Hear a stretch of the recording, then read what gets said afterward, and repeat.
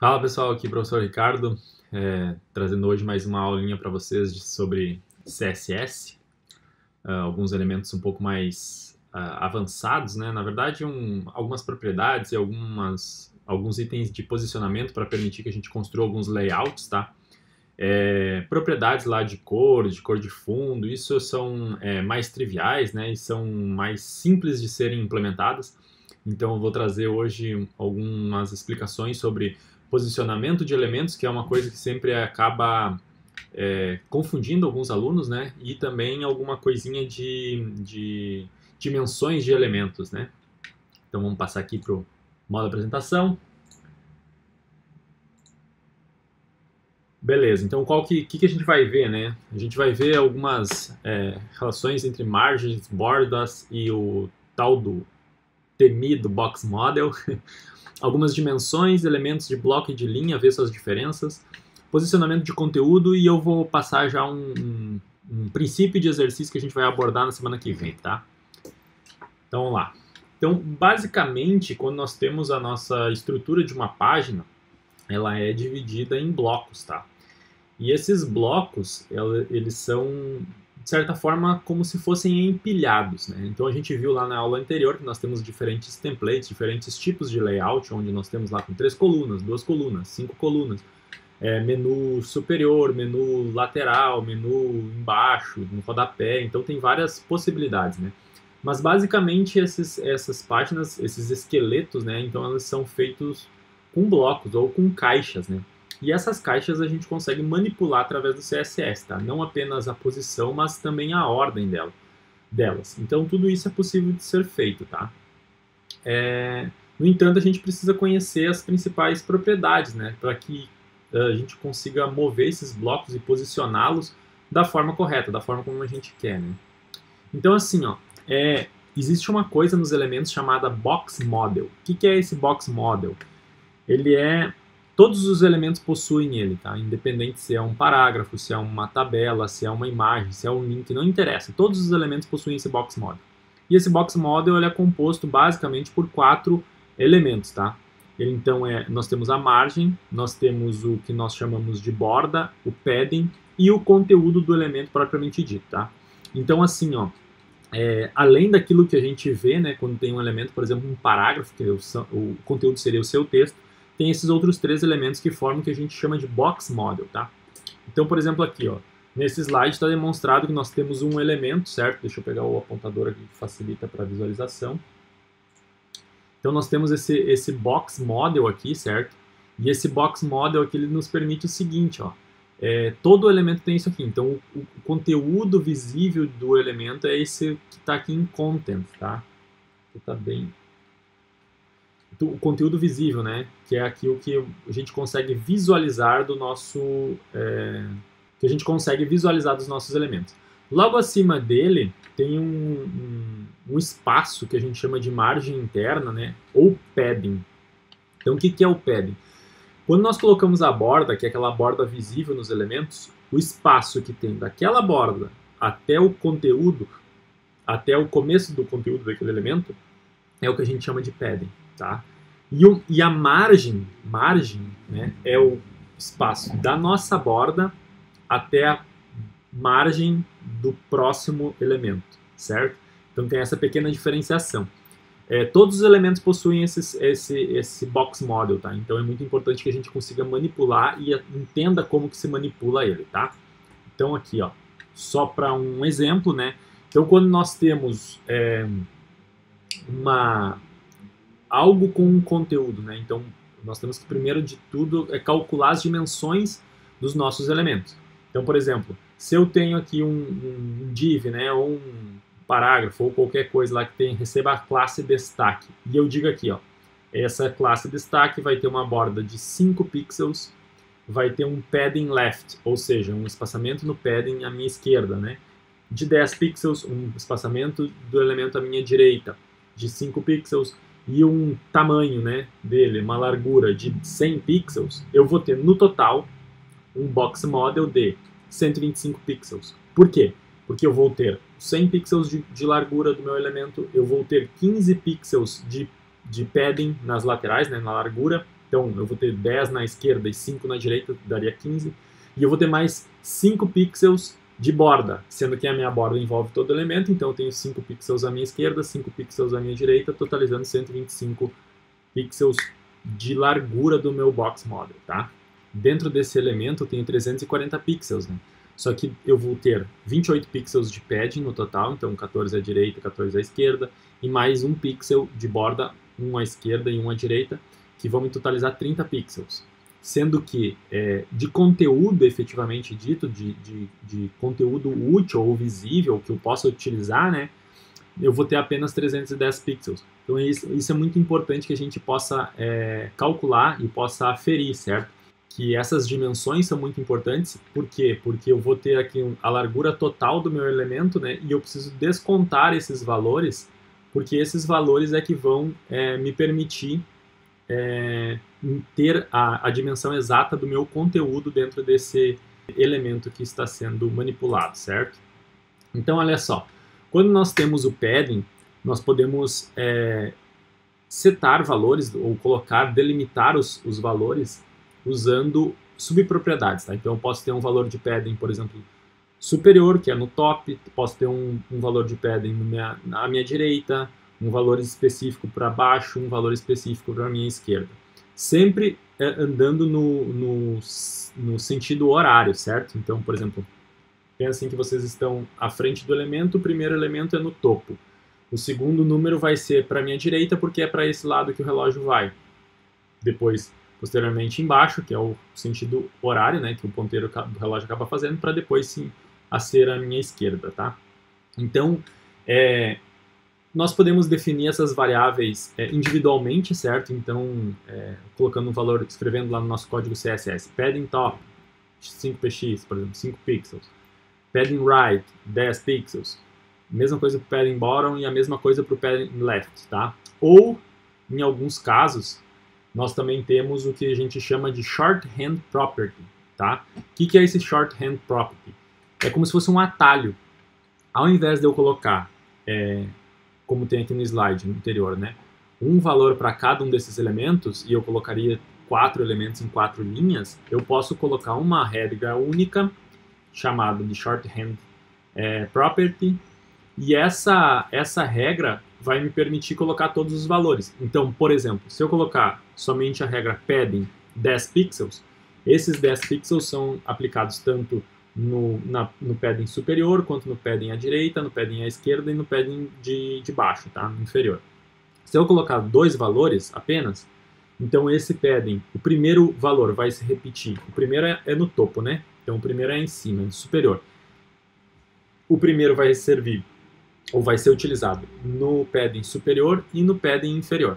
E o segundo valor vai ser utilizado no padding à minha direita e no padding à minha esquerda, tá? Se eu tiver 3 valores, mesma coisa. O primeiro que eu aplico vai ser superior, certo? Então, o segundo valor que eu vou aplicar vai ser a minha direita, certo?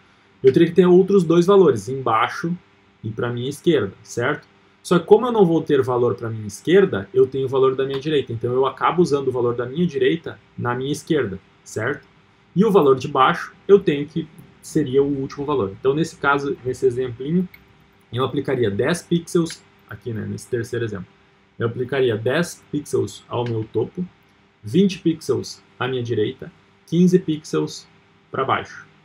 Como faltaria o valor da minha esquerda, eu aplico o mesmo da direita. Então, repito os 20 pixels, certo? No caso de termos os 4 valores, então, cada um deles vai ser aplicado na ordem de sentido horário. Então, o primeiro para a parte superior, para o top, o segundo para a parte da direita, o terceiro para a parte inferior e o quarto para a parte da esquerda, certo? Existem outras propriedades que também têm esse shorthand property, tá? E não são apenas para as dimensões, tem para, por exemplo, cor, para tipo de borda, tamanho da borda, tá? Certo? Então, um outro elemento, uma outra propriedade que possui esse shorthand é o margin. O margin eu também consigo fazer definições da margem, tanto acima, à direita, embaixo e na esquerda, e também posso utilizar o meu shorthand property, tá? Colocando os valores todos na mesma linha. Então, assim, ó, Tem uma coisa muito bacana que é tanto do padding quanto do margin, que é o valor alto, certo? Então, o que esse valor basicamente ele determina? Ele determina que quem vai definir esse valor para o padding ou para o margin vai ser o próprio navegador, certo? E esse valor vai ser definido com base no espaço que ele tem disponível para aquele elemento. Então, isso pode acabar sendo muito benéfico e, como também, se não for utilizado de uma forma correta, pode trazer alguns comportamentos ou algumas renderizações que não são aquilo que o programador está esperando, certo? Então, tem que usar com muito cuidado isso. Olha só, quando nós falamos de border, nós também temos os nossos shorthand properties, tá? Como eu havia comentado. Então, por exemplo, na borda nós temos ali borda do topo, né? Então eu posso dizer assim, ó, a borda do topo vai ter um tamanho, uma largura de 3 pixels, vai ser do estilo sólido e vai ter uma cor pré-determinada, né? Então eu faria essas configurações utilizando as propriedades border top width, border top style e border top color, certo? Eu posso utilizar um shorthand para isso também. Então poderia ser utilizado, por exemplo, border hífen top e eu colocar essas 3 propriedades logo na sequência. O primeiro seria o width, o segundo seria o style e o terceiro seria o color. Ah, professor, mas tem como eu decorar todas as que possuem? Não, não tem. Quer dizer, tu até pode, se tiver uma boa memória, tu até pode decorar todos os elementos que possuem, certo? Mas assim, o foco não é fazer esse tipo de decoreba. O foco é vocês entenderem que existe essa possibilidade e que, conforme as consultas ou conforme o framework que nós vamos utilizar de CSS, é possível fazer isso e é possível realizar essas modificações e adaptações utilizando uma única propriedade ao invés de utilizar as 3, certo? Lembrando que tanto o código da esquerda quanto o código da direita vão gerar o mesmo resultado. A única diferença é a propriedade que nós estamos manipulando. Numa eu estou considerando todas as propriedades específicas, no outro eu estou considerando todas as propriedades específicas, mas utilizando como se fosse um atalho para aquelas todas as propriedades, tá? Então, olha só.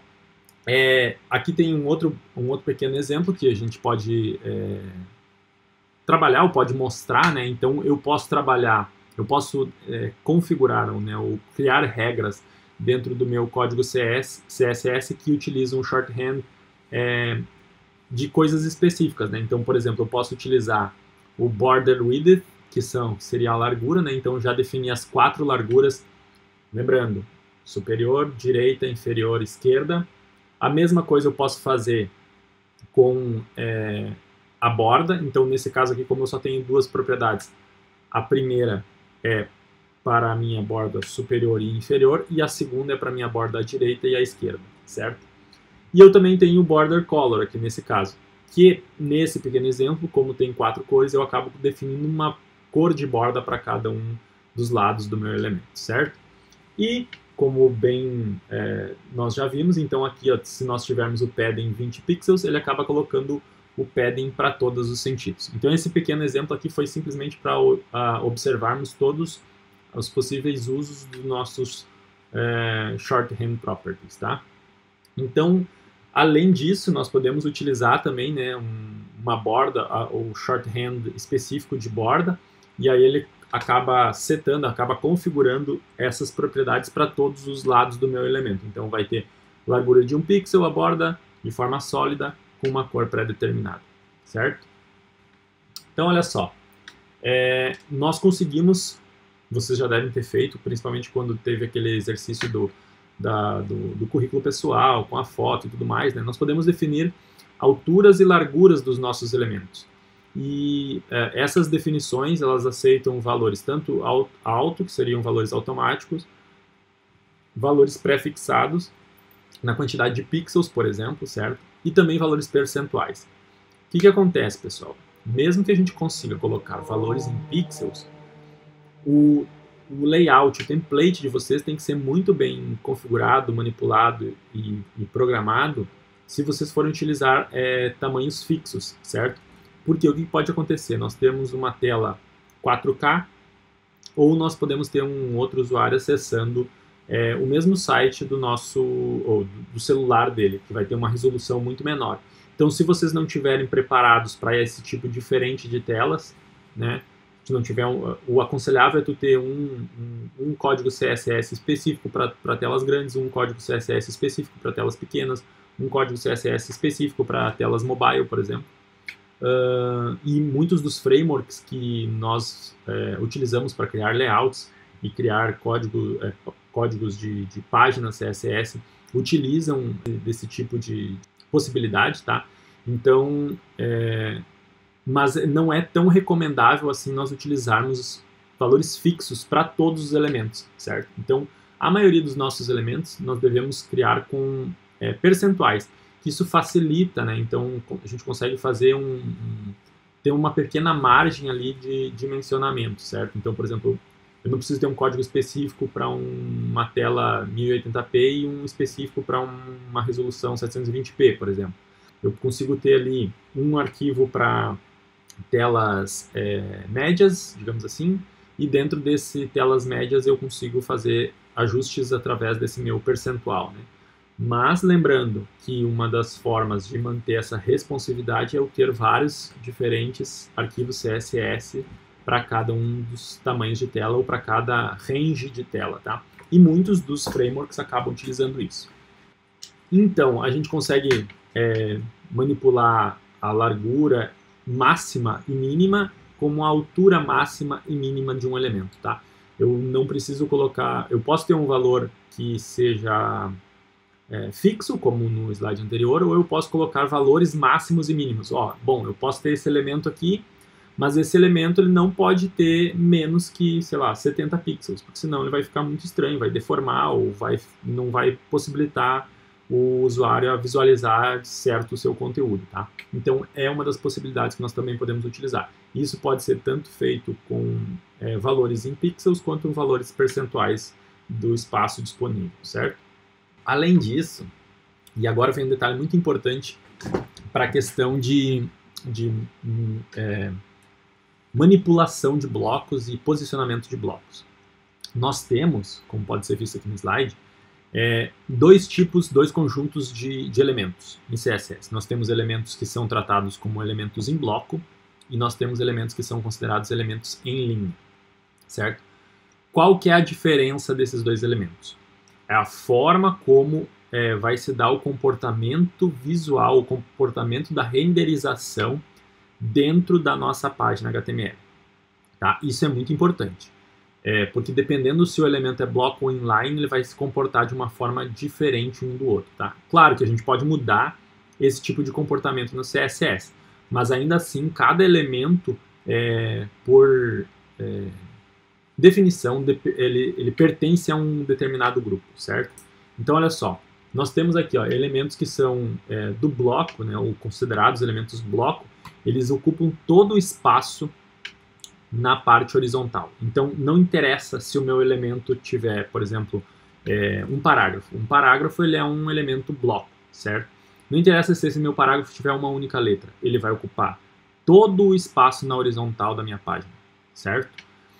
Não interessa se o div não tem só um espaço lá dentro ou tem só um parágrafo com uma letra. Ele vai ocupar todo o espaço na horizontal, certo? Então isso é muito importante. Por quê? Porque eu vou ter diversos elementos que vão ocupar todo o espaço. Então, por exemplo, formulários, né? Um ambiente de formulários. Quando eu crio um ambiente de formulários, ele tende a ocupar todo o espaço da minha página. A não ser que nós delimitamos ele dentro de um outro div ou dentro de uma outra delimitação, por exemplo, um section, que não vai ocupar toda a página, que vai ocupar só uma parte da página. E aí eu consigo manipular eles de uma forma diferente, tá? Elementos inline ou em linha, né, são elementos que, diferente do elemento bloco que ocupa toda a minha parte horizontal, o elemento em linha, ele ocupa só o trecho necessário para ocupar o seu conteúdo, certo? Então, ele vai ocupar o box model dele, não vai estender em toda a horizontal. O box model dele vai estender só o espaço que ele realmente necessita, certo? Alguns elementos em linha, por exemplo, o strong, o image, a tag de links, a nossa tag âncora, né? botões, inputs, labels, select, text area, normalmente elementos de formulário, né? Já que o meu formulário ocupa toda o meu espaço horizontal, os elementos internos dele não ocupam, tá? Então isso nos permite, por exemplo, criar um botão ao lado do outro ou criar um campo ao lado do outro, mesmo que em determinados momentos a gente queira colocar, estender um campo ou ter todos os campos do mesmo tamanho. Então a gente precisaríamos mudar isso no código CSS, porque o default dele não é ocupar todo o espaço, é ocupar só aquilo que é necessário. Então, o que acontece? Como a página, falei lá no começo dessa apresentação, ela é criada com blocos, eu posso ter diferentes blocos compondo essa página. E eu posso ter um bloco dentro de outro bloco. Como eu comentei, então, por exemplo, eu posso ter um section que não ocupa toda a minha tela, que ocupa metade da minha tela, e dentro desse section eu tenho um form, tenho um formulário. Logo, esse formulário ele vai ser bloco, mas ele vai ser bloco dentro desse outro elemento. Então ele vai ocupar só metade da tela, ou 40% o espaço que aquele section estiver ocupando, e não toda a minha tela, certo? Então, nesse momento, a gente começa a fazer uma coisa que se chama nesting, né? Ou aninhamento de elementos, que é basicamente o quê? Lá, quando a gente viu, quando estava começando a programar, que nós temos aninhamento ou nesting de ifs, por exemplo, que é um if dentro do outro, aqui nós também temos nesting de elementos, né? Então eu tenho um elemento dentro de outro. E eu consigo fazer manipulações diferentes entre esses elementos. Então olha só, algumas regras que são muito importantes, né? Como eu comentei antes, então eu tenho um elemento bloco, e esse elemento bloco ele pode conter elementos linha ou inline, né? Por exemplo, o formulário é um elemento bloco e ele contém diferentes componentes, diferentes elementos que são linha. No entanto, se nós temos um elemento linha, esse elemento não pode conter um elemento bloco, certo? Então, por exemplo, eu não posso colocar, que nem tem aqui no slide, né, um parágrafo dentro de um link. Por quê? Porque o link ele é um elemento linha, enquanto que o parágrafo é um elemento bloco. Então, isso segundo as regras, ele é impossível de ser feito, certo? Então, nós devemos evitar esse tipo de construção. Claro que, mesmo o oposto, né, nós temos elementos inline que podem estar dentro de blocos e também blocos que podem estar dentro de blocos, a gente ainda precisa usar do bom senso na hora de codificarmos ou na hora de elaborarmos os nossos layouts para que eles não fiquem algumas gambiarras, digamos assim, ou então até para que eles não fiquem com elementos que se sobrepõem ou então elementos que ocupam mais ou menos espaço do necessário na tela, né? Ainda, eu posso ter um elemento inline dentro de outro elemento inline. Então, eu poderia fazer como está aqui no exemplo, né? Eu posso colocar uma imagem dentro de um link ou dentro de um strong, por exemplo, porque todos eles são elementos inline. Dentro dessas propriedades que nós temos e conseguimos manipular os elementos, nós temos uma propriedade que é muito interessante, que é a propriedade display, tá? Essa propriedade nos possibilita alterar o comportamento visual de um elemento. E ela aceita alguns dos principais valores. Então, a gente consegue mudar através dessa propriedade, por exemplo, o comportamento de um determinado elemento. Eu posso dizer que um elemento in block, né, um elemento block vai se comportar como um elemento inline, ou eu posso dizer que um elemento inline vai se comportar como um elemento in block.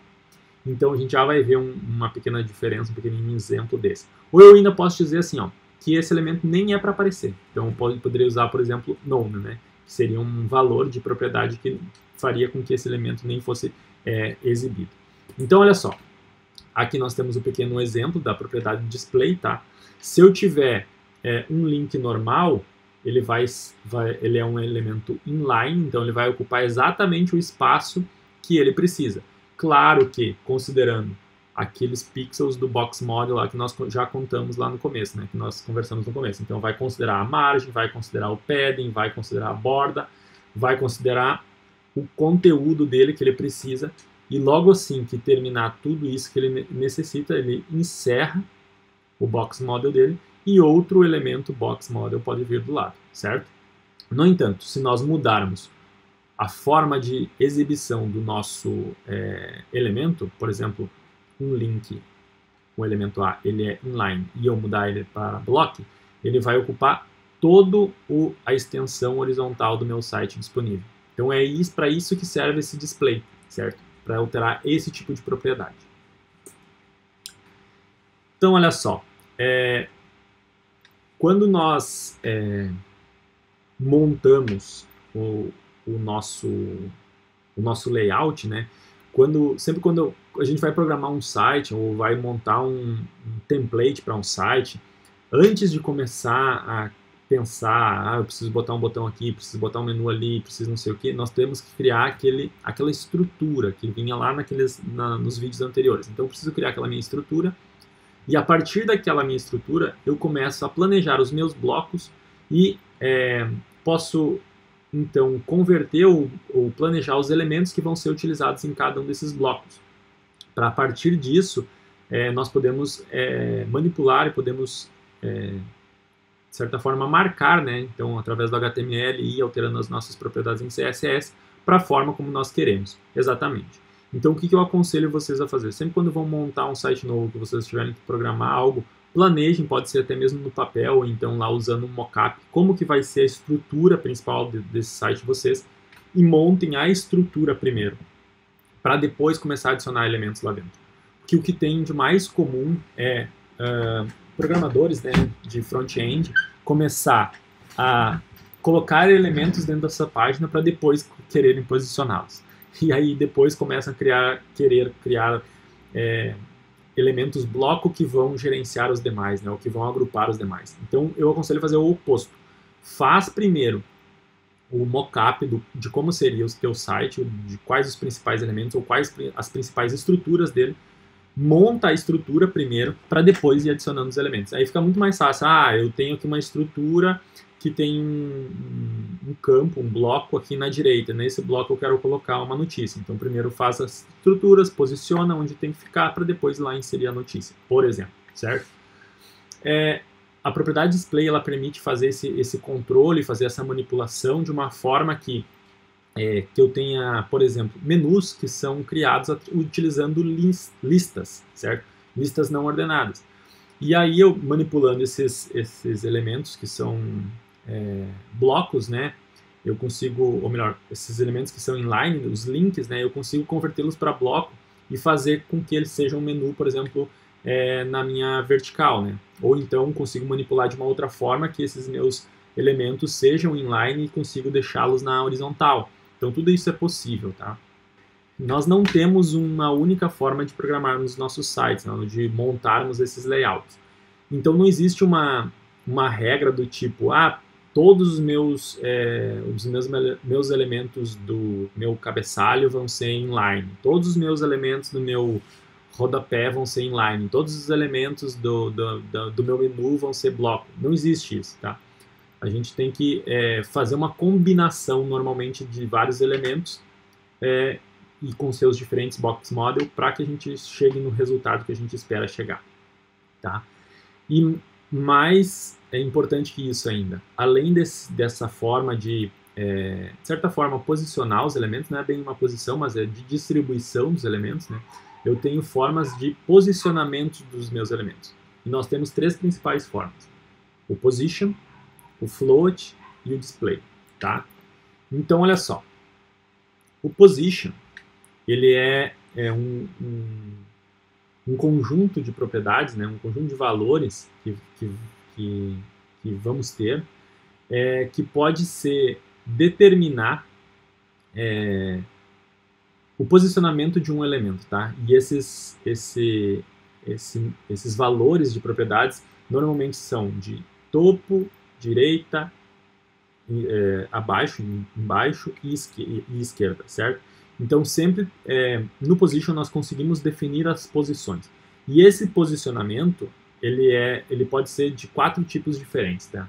Então ele pode ser estático, relativo, absoluto ou fixo, tá? Qual que é cada um deles? Então o estático, ele é o tipo de posicionamento que ele não permite alteração, tá? Então, o estático é basicamente a posição, a renderização que o navegador entende que aquele elemento deveria ficar. Então, quando eu tenho static, eu não consigo alterar o posicionamento do elemento, por mais que eu vá lá e altere as coordenadas daquele elemento, certo? Então, por mais que eu vá lá e diga, tu tem que iniciar no pixel número 101, ele não vai fazer isso. Por quê? Porque o posicionamento dele é estático, eu não consigo alterar. Para eu conseguir alterar, eu preciso setar esse posicionamento para relativo, certo? Então, quando eu coloco relativo, me possibilita alterar a posição dele. Quando eu coloco relativo, as coordenadas que seriam originalmente do meu elemento, e eu consigo fazer essa alteração em relação a essas coordenadas. Então, por exemplo, se o meu elemento fosse para iniciar no início da minha tela, né, se fosse para ser o primeiro elemento, mais ao topo ou mais à esquerda, e eu tivesse lá posição relativa, e eu digo para ele,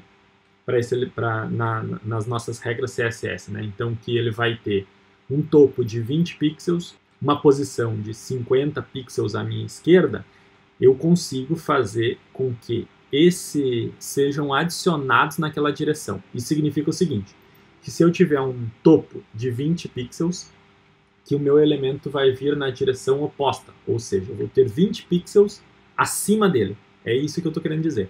Não que eu vou ter 20 pixels para cima. Eu tenho 20 pixels acima desse meu elemento. Então a posição dele vai começar 20 pixels abaixo. A mesma coisa funciona à minha direita. Não significa que o meu elemento vai se transportar 20 pixels para a minha esquerda. Não. Ou 50 pixels nesse exemplo, né?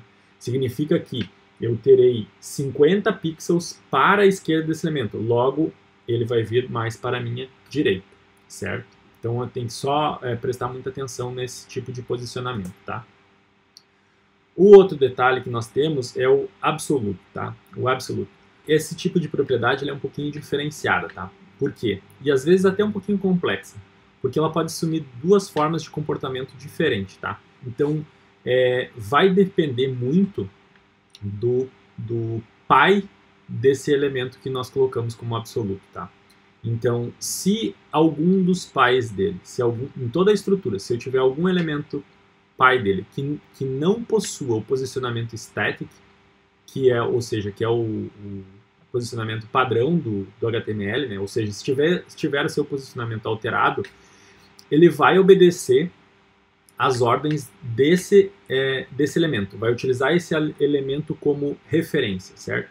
Se não tem nenhum elemento dentro de toda a hierarquia que receba algo de valor diferente do static, esse elemento ele vai aplicar as coordenadas de posicionamento que nós vamos definir com referência ao posicionamento ideal dele, ou ao posicionamento que ele deveria ser, e a parte que é visível da página no navegador, certo? Ou seja, por exemplo, se não tem se nenhum deles for alterado, ele vai pegar a parte que é visível, ou seja, o começo da nossa página, certo? Então, olha só, o que acontece? Aqui tem um exemplinho.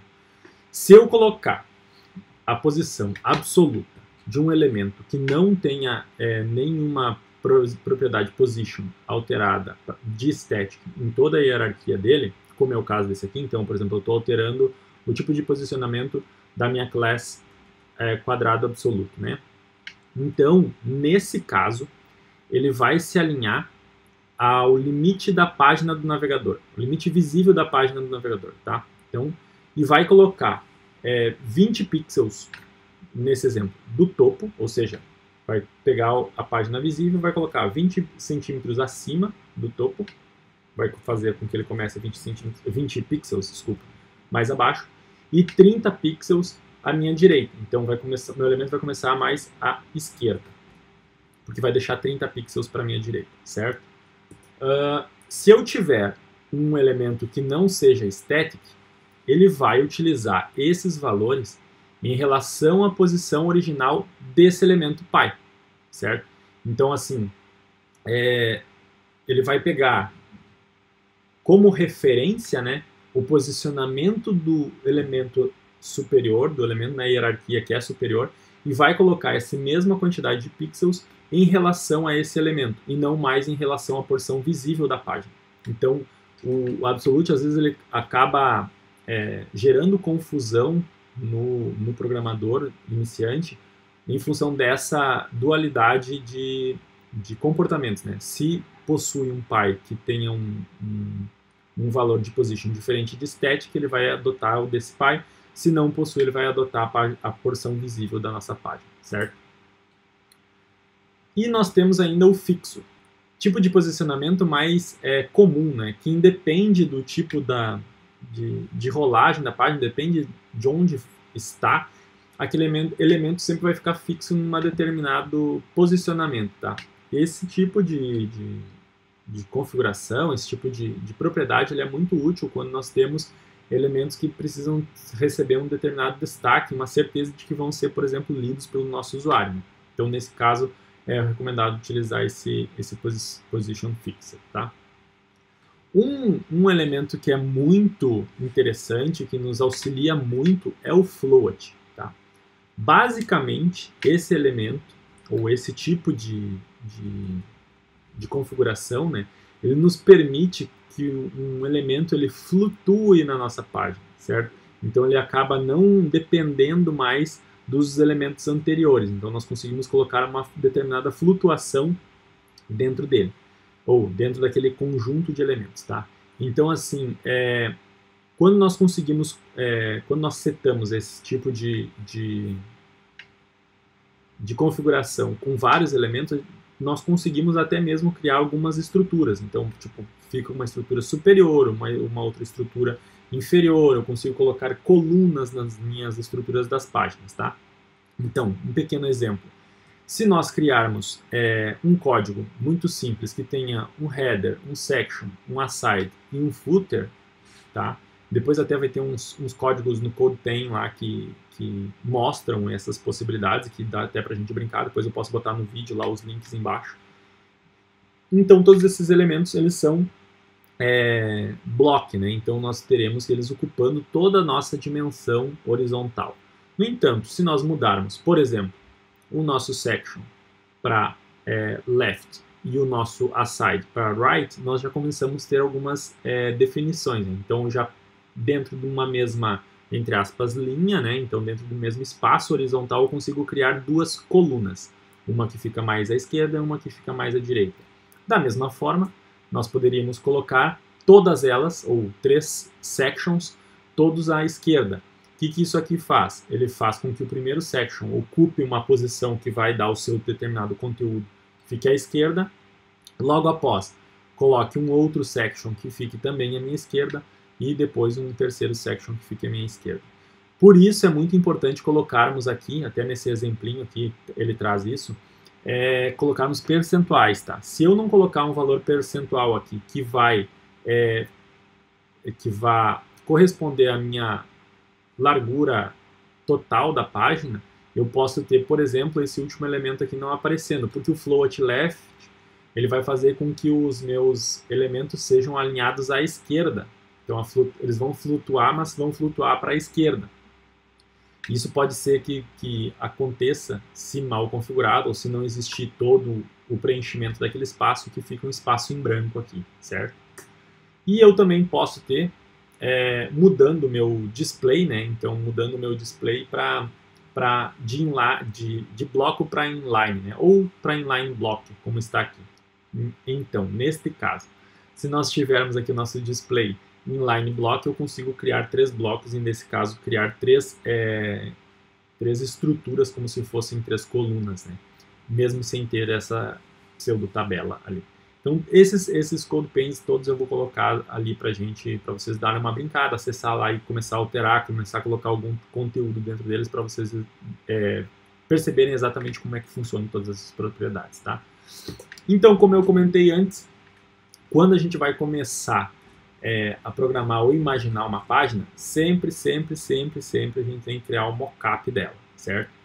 Então, existem alguns sites na internet, tipo o Draw.io e o Lucidcharts, por exemplo, que nos permitem criar wireframes ou mockups, né? Eu acho que eu até já coloquei em um outro vídeo esses 2 sites, mas eu posso colocar também na descrição, vou deixar aqui embaixo para vocês acessarem. Então, sempre manipulem, pensem, brinquem lá, como que vai ser o meu site? Eu vou colocar essas estruturas. Depois de criar essas estruturas, é que tu passa, depois que tu criar essa visualização, né, tu ter essa imagem de como será o site, é que tu começa a criar as estruturas no HTML e no CSS, para depois começar a popular essas estruturas, tá? Então, olha só, nós devemos fazer essa estruturação sem tentar pensar, num primeiro momento, o que vai ser cabeçalho, o que vai ser rodapé, o que vai ser menu, o que vai ser painel, o que vai ser parágrafo, o que vai ser imagem. Vocês têm que pensar nessa estrutura mais genérica, mais geral. Eu vou ter um grid de 3 elementos na parte inferior. Eu vou ter um grid com um só elemento na parte superior. Eu vou ter um grid com 2 elementos, um maior à minha esquerda, um menor à minha direita. Depois que tu tiver essa estrutura, é que tu vai pensar, que vai ser na hora que tu vai programar, né, que tu vai começar a codificar, marcar o texto para criar os elementos HTML e também as regras em CSS. A partir desse momento que a gente vai definir, esse aqui vai ser um cabeçalho, então isso aqui eu vou utilizar a tag header. Isso aqui vai ser um rodapé, então eu vou utilizar a tag footer. Isso aqui é um section. Dentro do section eu quero dividir ele, quero colocar um artigo. Dentro de 2 artigos. Dentro de cada artigo eu quero colocar seções específicas ali dentro, então eu vou colocar 2 divs. Só a partir disso é que a gente começa a criar todo esse esqueleto um pouco mais elaborado, tá?